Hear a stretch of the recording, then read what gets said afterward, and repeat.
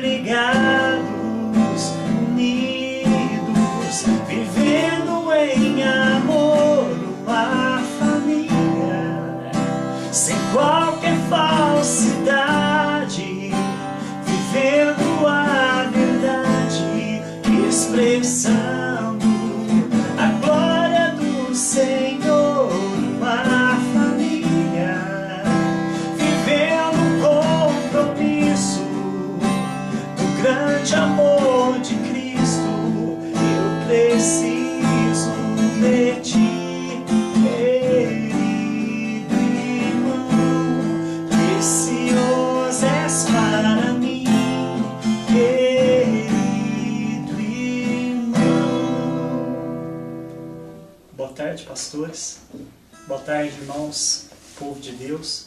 Gostaria de estar trazendo uma mensagem para vocês, uma mensagem profética, onde a gente sabe que a gente está vendo os últimos dias sobre a face da terra. Em Mateus 24, Jesus falou sobre os sinais dos últimos tempos, e a gente vê que se cumpre as profecias do Senhor, onde haveria irmão contra irmão.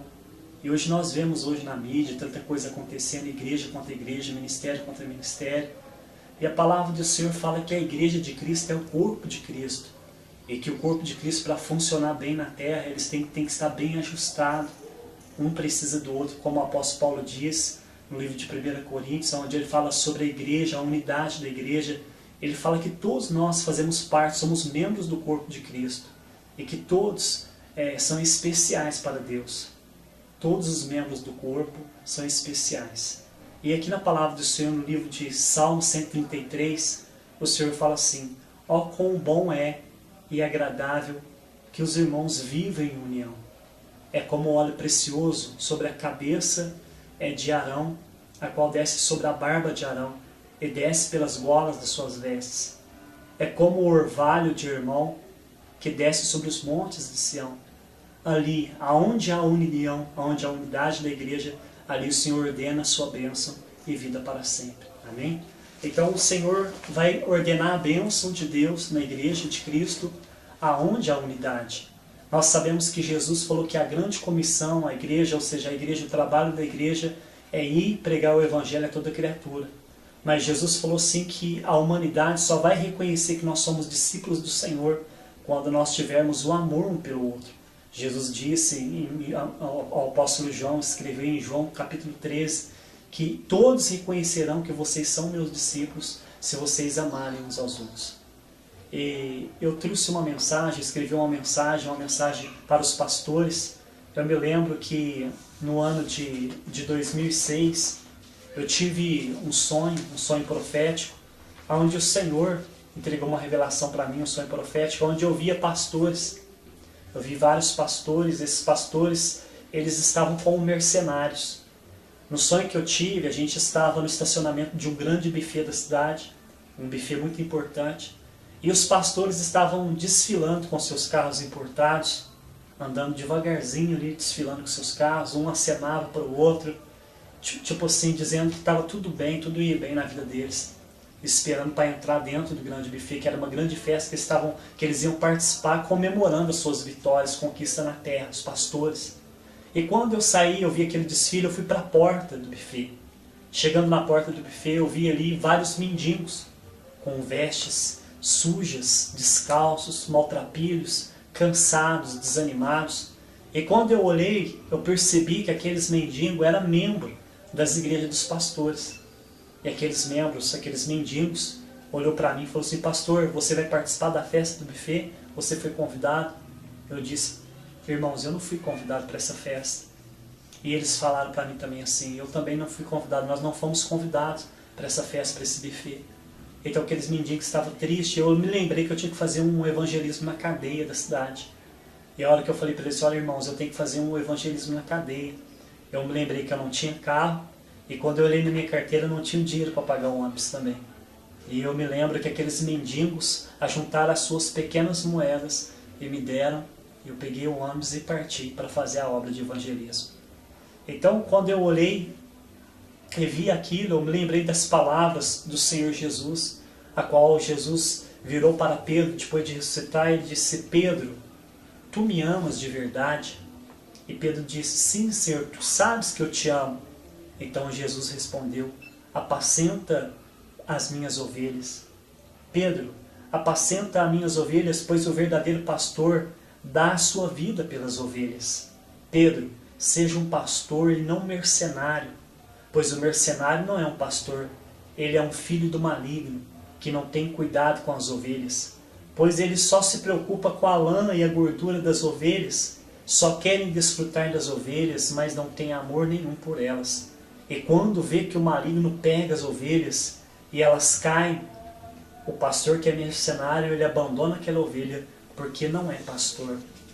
Querido, a palavra de Deus fala assim que os pastores têm que ser vigilantes. No Apocalipse capítulo 3, fala que os pastores têm que velar pelas almas das ovelhas. Eles têm que ensinar as ovelhas a amar umas às outras. Os pastores não podem ensinar as ovelhas a guerrear contra as outras, porque Jesus falou sim que um reino dividido, ele não vai subsistir. Se Satanás está contra Satanás, se o reino dele estiver dividido, o reino dele não prevalece. Assim também é com a igreja de Cristo. Se a igreja de Cristo estiver dividida, se um ministério, o ministério da Universal está contra a Mundial, Mundial contra a Universal, Quadrangular contra a Assembleia, Assembleia contra a Quadrangular, nós não vamos ganhar as pessoas para o Senhor. E se nós fizermos isso, que ele dá corda, pastores, se nós ficar fazendo isso, nós vamos tardar a volta de Jesus Cristo. O apóstolo Pedro escreveu em suas cartas que nós podemos retardar a volta de Jesus através da nossa falta de compromisso. Assim como aconteceu com a igreja do deserto. Lembra de Moisés? E a igreja quando saiu, quando deixou o Egito? Eles foram liberados do Egito. Jesus, o Senhor Deus Todo-Poderoso, Jeová, tirou a nação de Israel do Egito. E de repente aquele percurso que duraria 40 dias, durou quantos dias? 40 anos. Por causa do quê? Da desobediência. Por causa da rebeldia. Então, queridos pastores, nós temos que ser vigilantes. Jesus falou que devemos vigiar, orar, porque a carne é fraca, somos seres humanos, temos defeitos. Mas Jesus só vai poder operar através da sua igreja aqui na terra, quando os pastores se unirem, como está escrito no livro de Joel: chorem os ministros de Deus. Que os ministros de Deus venham se reunir nos 4 cantos do Brasil e de todas as nações da terra. Que os pastores, Deus está falando para você, pastor, mensagem profética para você, una com outro pastor do outro ministério, chore, ore junto pela humanidade que está perdida, que está caminhando em direção ao precipício, ao inferno. Você sabe que a cada segundo morre uma pessoa, morre milhares de pessoas. Essas pessoas, para onde que elas vão, pastores? Vocês sabem que essas pessoas estão caminhando em direção à perdição, ao inferno. E o Senhor vai cobrar de você, o Senhor vai cobrar de mim. Por quê? Porque nós não estamos demonstrando à nossa igreja, às nossas ovelhas, que nós amamos as pessoas. Nós estamos brigando por posição, queremos pregar em cima dos altares. Por exemplo, quando se faz congresso na sua igreja, congresso na nossa igreja, os pastores estão brigando porque querem pregar nos nossos congressos. Mas cadê os pastores que querem pregar nas cadeias, nos presídios?